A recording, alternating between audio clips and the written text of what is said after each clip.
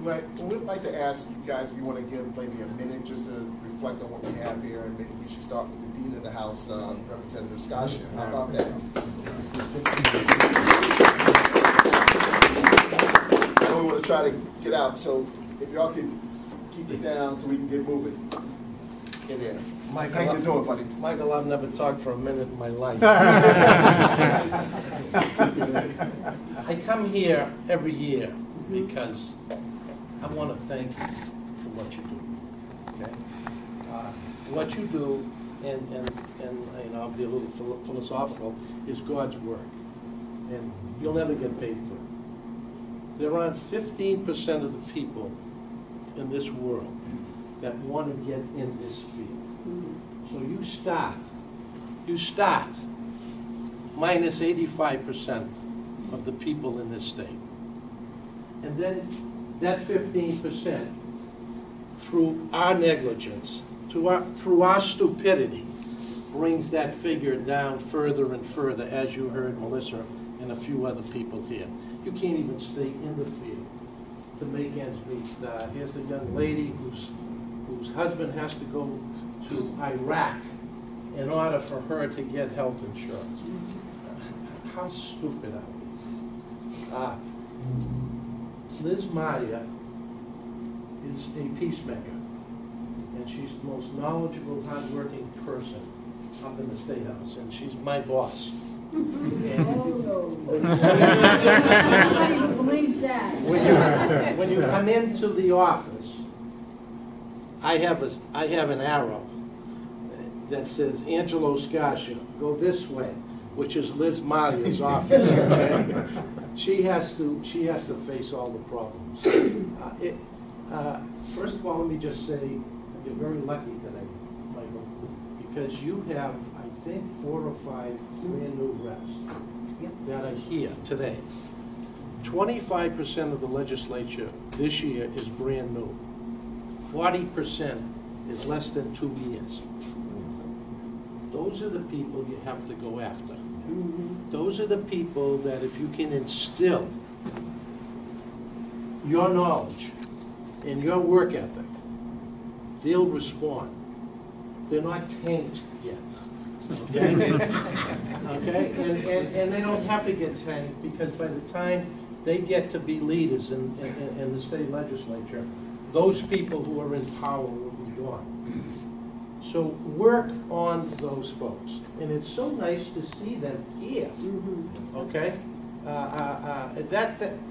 that makes me feel great, because some of us we've gone through this thing thousands and thousands and thousands of times. We have to change the priorities in the state. That's what it comes down to. You folks, as I said, are only 15%. That's the way we treat you. Okay, we look at that other 85%. We look at those people out there who make money, and we want to be a part of them. You know, when somebody talked about bankers, et cetera, et cetera. You have to get out. It's nice to talk amongst yourself and tell each other what you're doing and how we're affecting society and everything else. You have to come up to the State House. And I have, you know, I never read, but I have something here that I think is poignant. As a community, we may give in to the temptation of silence in the face of injustice and neglect of those who are poor and downtrodden.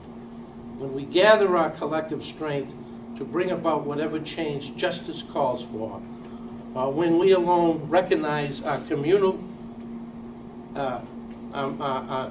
neglect and challenge others to right relationship with those who are forgotten or ignored, we face the demon of our virtues.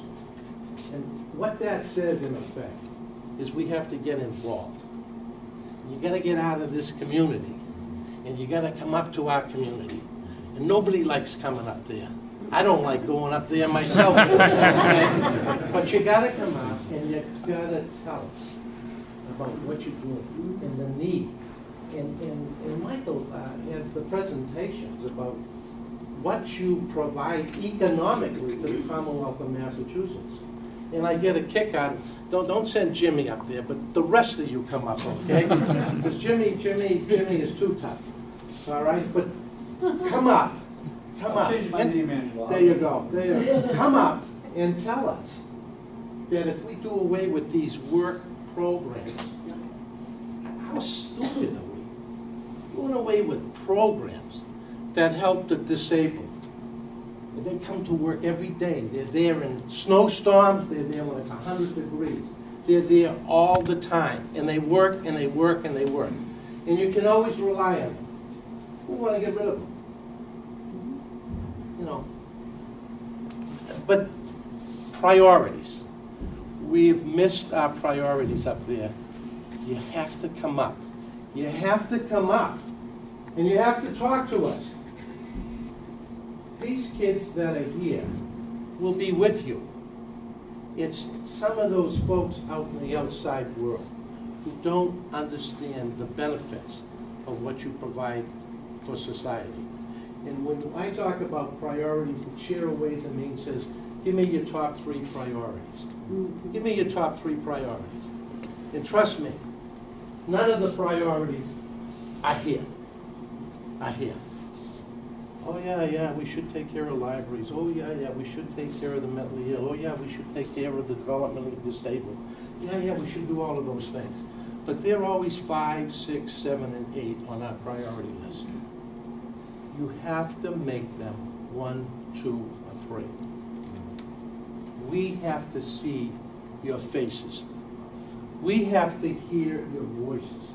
The time for silence is over.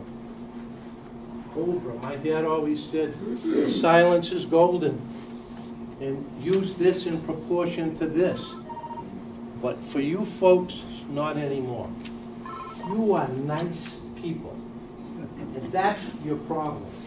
You're nice people. And you don't speak loud enough, okay? You have to do that. You have to do that. Because the buzz up there is up here. And unless you get up there, and by the way, when I started, I was as tall as you.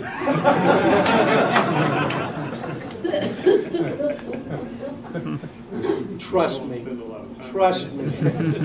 me, we know what you do, especially the Boston reps, the Quincy reps. People who live in the cities know what you do. But somehow or another, you have to get some of those folks on the outside who understand that you have to stay in existence. It won't help you push up. When you talk about the 28 million extra bucks, you know, to me it's a chuckle in some ways because the 160 reps that I know took a pay cut this year. So they're not into too much about giving people pay raises. But you have to get up there and explain those. And I'm going to quit right now, Michael, because thank you for letting me speak to you folks. Come up and see us. Come up and see those people up there. The name is Liz Malia.